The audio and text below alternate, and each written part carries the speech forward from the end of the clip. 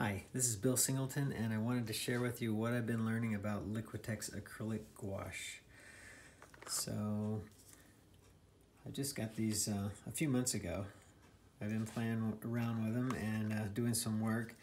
And what I found is really handy, it's just like a shoebox. When I open them, when you open these for the first time, there's a protective cover here. So what I do is usually peel that up, and then I just lay it on top here, and that way I've got my color. That way when I've got everything here, I can see exactly what color. I don't have to pick it up and read the side, so I can see from the top exactly what I want to use. Just to keep a paper towel, and sometimes I use this Liquitex Retarder Medium, not very often, but this is my basic setup, so it works pretty good, pretty handy. And here are a few of the things I've done lately. So this is acrylic gouache. This is from my backyard, just a quick sketch. By quick, I mean less than an hour. Here's another one from, actually this is right down the street from my grocery store. A little area adjacent to my grocery store there. So you can see the quality. I like these paints. They're very opaque. They're pretty matte finish. Here's some hummingbirds from my backyard. Oh, it's actually one hummingbird from 3 different angles. And an emu bush. And here's another painting of desert broom. That's actually also near the grocery store near my house. So the thing I like about these paints is, like I said, they're very matte. You can see there's very little shininess here on here, and they're very opaque, and you can really see that when you get to putting white strokes over dark colors. I've used Liquitex acrylics for years, and one of my complaints has always been that they were a little too translucent for what I wanted to do a lot of times.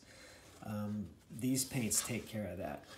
They solve that problem because they're opaque enough to where light will cover dark. So nice, good opaque colors. The other thing I really like about these paints is that they hold their value from wet to dry. And by that I mean that a lot of times if you paint an area and it's a certain level of darkness, and then when it dries it's lighter or darker than you originally painted, which can really be a problem, especially when you're working with tone. But these paints pretty much keep their value from wet to dry, and they also keep their color too. So when I paint a color down, a lot of times when a color's wet, it looks a little different when it dries. But with these paints, it stays pretty much like you first painted it. And that's really critical for me for painting anything. Another little tip I found for my palette. This is my palette. And so what I've done now is, let me just show you my setup. So this is a metal palette. And the good thing about having a metal palette is you can get a little water cup here, glue a magnet to it, so it's on there. Pretty handy. And then what I do is I found that whatever color paper I'm working with, as you see here, there's grays, brown, white. It helps if your palette is the same color as your paper. It helps you judge values better and colors better. So for instance, when I'm doing this gray paper, I'll put a gray paper here on my palette, and then I'll get a piece of clear copier paper. It's actually this stuff, transparency film. So you can get this stuff in bulk for pretty cheap. So I use that as my palette. And I can put it over each color. So say I wanted to paint this scene, it's on this tan colored paper.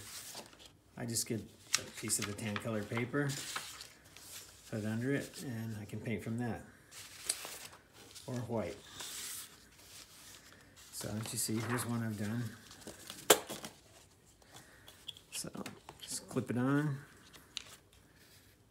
clip this on. Pretty useful, handy.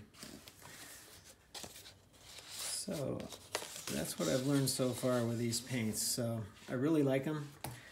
Like I said, they're opaque, they're matte, and they hold their value and color from wet to dry. So pretty pleased with them so far. So just a quick video to show you that, and hope you like it and give it a thumbs up and have a great day. Thanks.